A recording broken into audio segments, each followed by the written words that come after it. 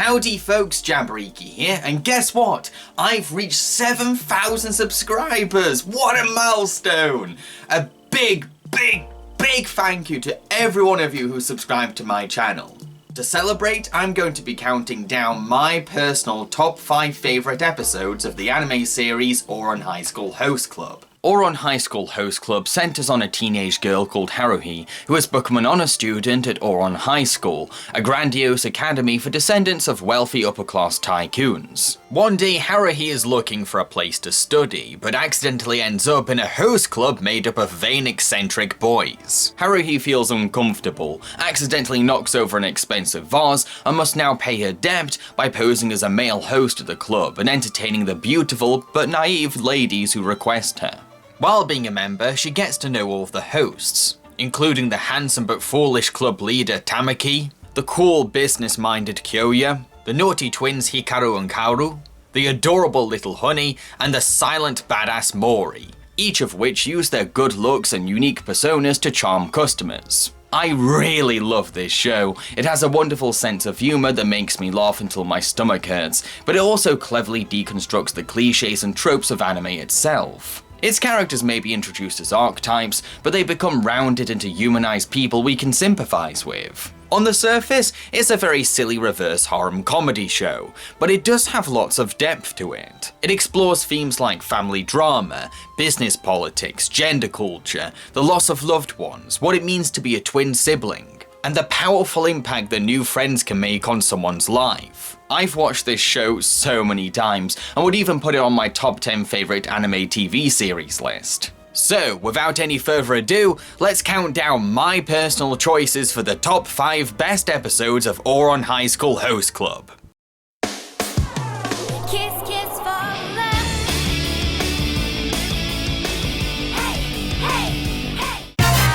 Number 5. Mori-Senpai has an apprentice candidate. When a teenage gangster enters the host club, we find out that his name is Kasanoda and that he's struggling to make friends because of his mean-looking face. He turns to Mori-Senpai to help him become more approachable because Mori has managed to gain popularity despite being a silent, stoic-faced boy. This episode is a constant laugh riot, as the host club come up with really silly ways to make Kasanoda look approachable, because their ideas are purely cosmetic. Watching poor Kasanoda being given makeovers by these fools is delightfully funny, and even funnier when he's confronted by members of his crime syndicate. Kasanoda really holds this episode together. His resting angry face is an incredibly relatable problem for people. We can also tell that he sincerely wants to reach out to other people and appreciate the pleasures of social interaction, but his frustration over his loneliness makes him bad-tempered. I honestly do feel sorry for him and really want him to make lots of new friends, especially after learning about his softer side and genuine kindness to others. Kasanoda develops an adorable crush on Haruhi too, making for hilarious confusion for the guy. Holy crap, what's gotten into me? What the hell am I thinking? He's a dude! It's a very cute setup for the episode to come after, one that came very close to being on this list. This episode gives us lots of laugh-out-loud funny moments, moving relatable drama from an interesting guest character, and more screen time for the underused Mori. It's a great entry in the series. Number 4. Kyoya's reluctant day out. One day, the host club decides to attend a product expo for commoners in a bid to understand Haruhi's culture. However, Kyoya refuses to get up early for something so ridiculous. So the host dragged the poor guy out of bed. Kyoya wakes up later, realizes that he has no wallet or phone on him, and is furious at Tamaki. Luckily, he bumps into Haruhi, who begrudgingly lends him money for the day. What I like about this episode is how it makes me feel like I'm going out for a fun trip to a Japanese market. We get a wide variety of interesting products to look at, from melon candy to jewellery. And while Kyoya and Haruhi are having a bad day, it's still adorable to see the other hosts enjoying themselves. But the episode is more than that. We also get to see the usually cool and friendly Kyoya drop his host persona, revealing his more bad-tempered and serious side. Even beautiful ladies get the cold shoulder from him, which is quite the sight when we're used to him being such a charmer with girls. Oh my gosh, girls, that guy in the glasses is a total hottie. You're right, he's gorgeous. Excuse me, I'm so sorry to interrupt. I was wondering if you're not using this chair, can my friends and I borrow it? Why not? Thank you so much! That's awesome! You're quite welcome. This helps to develop Kyoya, giving him dimension by showing that there's more to him than being a handsome host who handles the business side of the club. Haruhi also seems genuinely curious about Kyoya now that she's alone with him, and she asks him questions that fans also want to inquire. We explore things about Kyoya that help us to understand his logic, while also learning how he's not only actually a decent guy deep down, but kind of similar to Tamaki in some ways too. Whenever I feel down, I like to put this episode on, so I feel like I'm going shopping with some characters I love. It's a classic episode to me. Number 3. And so Kyoya met him. This origin episode of the show flashes back to when Kyoya and Tamaki first met.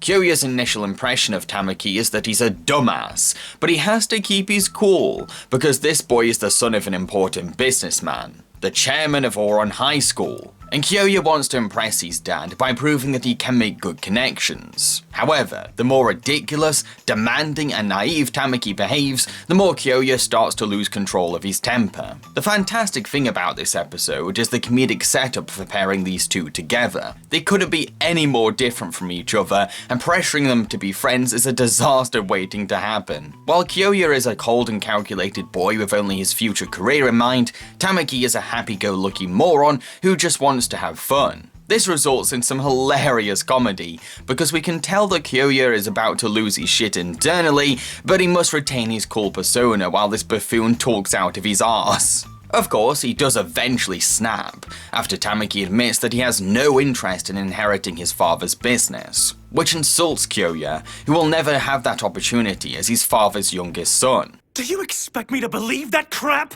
How can you possibly give up on being your family's successor so easily? You have no idea what it's like for me.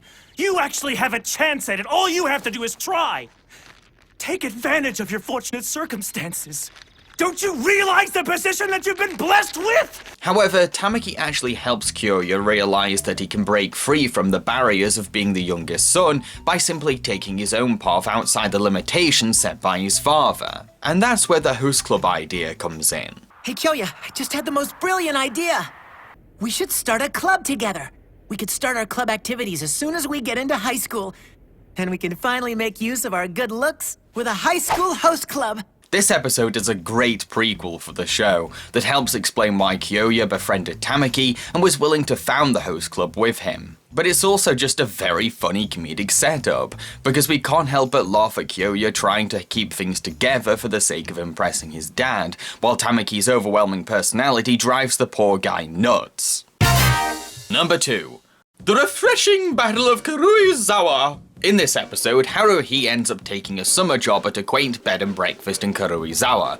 Once the host club finds this out, they all decide to check in. But there's one problem. Only one room is left. So the hotel's manager, Masuzu, agrees to host a competition for the boys. They're all assigned chores, and whoever impresses Masuzu the most will win the room. Oh man, this is such a fun episode. Watching the hosts embrace their more competitive side is super entertaining, especially when the twins and Tamaki have a rivalry between each other and want the last room the most. What makes things really interesting is that each host has their own advantage and disadvantage, making the competition really engaging and compelling, as the boys' unique flaws and talents mix up their chances. Masuzu makes for a delightful host of the game, cheerfully dishing out points with his favourite adjective of refreshing.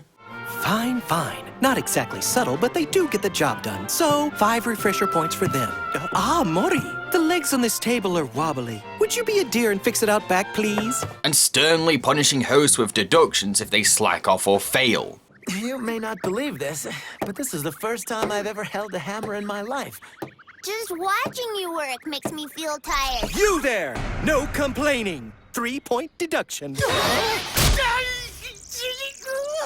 pain. The pain. And no whining either. That'll be another 3. He makes this competition feel like a big event with his flamboyant theatrics, but also brings tension to the game with his hard-nosed unforgiveness. While poor Haruhi is hilariously in the middle of all this, just wanting to enjoy her summer break and focus on her studies while taking up work experience. Her frustration with the host increases when she learns that all of the boys have access to their very own cottages nearby. This is a wonderfully enjoyable episode that uses a silly conflict to fire up the more competitive side of the hosts, pushing the boys to be cheekily underhanded and use their charms to their advantages. It's certainly one of my favourite episodes to watch. Number 1. This is our Ouran fair.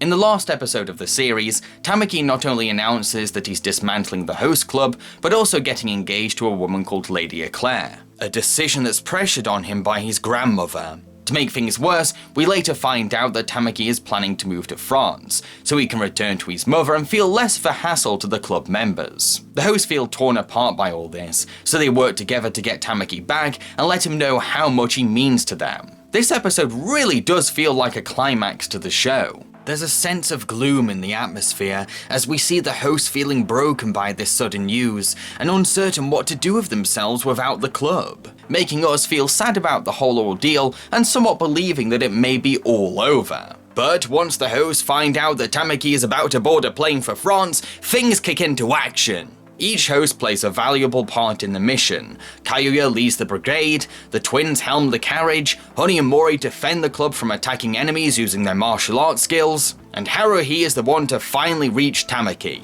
It all really reflects the camaraderie between these friends, and shows how they each have something effectively helpful to contribute to the rescue.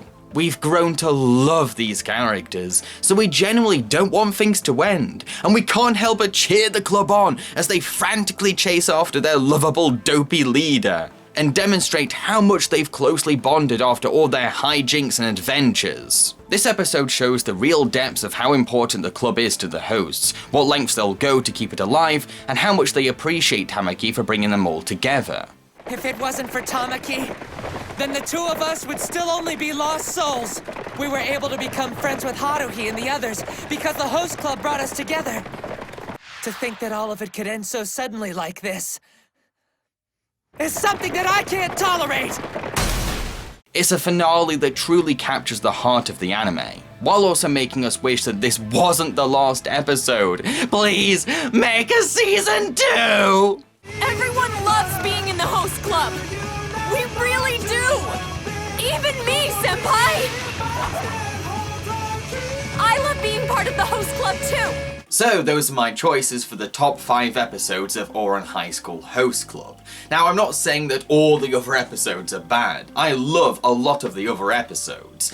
And I'd like to know, what is your favourite episode of Ouran High School Host Club? Plus, who is your favourite host? Let me know in the comment section below. I've been Jambareeqi and I hope you enjoyed this video. If you did, then feel free to subscribe to my channel. Now, before you go, I have a gift for you. A flower that's as beautiful as all of you. I would be a terrible host. By the way, my favourite host is Tamaki. Cheerio, folks.